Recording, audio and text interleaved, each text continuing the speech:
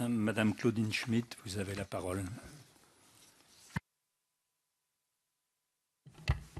Merci, Monsieur le Président. Monsieur le Ministre, je ne commenterai pas les crédits du programme 185, si ce n'est pour déplorer que la diplomatie culturelle et d'influence se développe dans un cadre budgétaire contraint, ce qui se traduit par des économies imposées à l'ensemble des opérateurs, des instruments, y compris les opérateurs.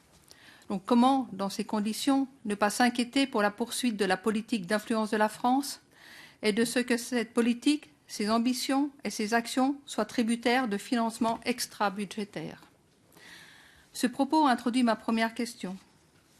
Le projet annuel de performance pour 2014 indique que la mise en œuvre de la stratégie d'influence privilégiera des moyens d'intervention capables de mobiliser notamment des cofinancements.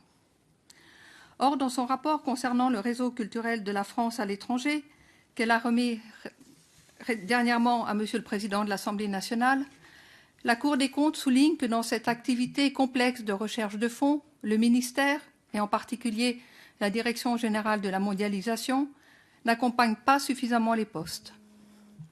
Selon la Cour, et là je cite, « Ce sont les ambassadeurs, les conseillers de coopération et d'action culturelle et leurs collaborateurs qui effectuent le travail de lobbying nécessaire.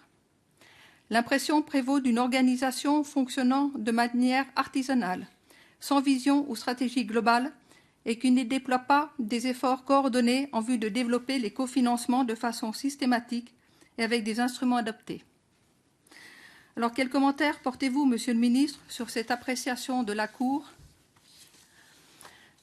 des comptes et de quelle manière comptez-vous répondre aux attentes des postes? Ma deuxième question concerne l'Agence pour l'enseignement français à l'étranger. Le 19 février 2013, le tribunal administratif de Paris a annulé la décision qu'a prise en 2009 l'agence d'instaurer une contribution de 6% assise sur les frais de scolarité des établissements en gestion directe et conventionnée pour compenser partiellement l'intégration dans ses charges de la part patronale de la pension civile des personnels. L'agence a fait appel du jugement et a également demandé de surseoir à son exécution. Mais au cas où le jugement du tribunal administratif serait confirmé en appel, quelle somme l'agence serait-elle appelée à rembourser et, n'ayant pas trouvé trace d'une provision dans son budget, a-t-elle prévu une réserve de précaution à cet effet? Ma troisième et dernière question concerne également l'agence. C'est normal puisque son budget représente environ 60% du programme 185. Voudriez-vous, Monsieur le Ministre, m'éclairer sur les propos tenus par Madame Conway en Conseil des ministres le 28 août dernier? Elle mentionnait au sujet des offres éducatives que des offres supplémentaires seront aussi encouragées pour répondre à une nouvelle demande des familles françaises ou étrangères qui souhaitent scolariser leurs enfants dans les systèmes d'enseignement locaux. Or, quelle est votre position sur des écoles privées étrangères qui préparent avec succès les candidats au baccalauréat et qui ont le soutien de nos autorités diplomatiques? Un label spécifique pourrait-il leur être accordé, label qui leur assurerait une reconnaissance pédagogique sans coût pour l'État?